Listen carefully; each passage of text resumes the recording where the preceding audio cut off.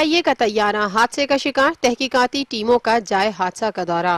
PK-661 Chitral سے اسلام آباد کے لیے اڑان بھرنے کے 1 گھنٹے بعد حادثے کا شکار ہوا۔ چیئرمین PIA اعظم سہگل نے بتایا کہ جہاز میں انسانی غلطی کی کوئی گنجائش نہیں تھی۔ تحقیقات میں انٹرنیشنل ادارے بھی شامل ہوں گے۔ سیکریٹری سول ایویشن عرفان الہی نے بتایا انویسٹیگیشن ٹیم ڈیٹا ریکارڈ بھی دیکھے گی۔ سول ایویشن کی ٹیم جائے حادثہ پر پہنچ گئی، انہوں نے شواہد اکٹھے کرنا شروع کر دیے۔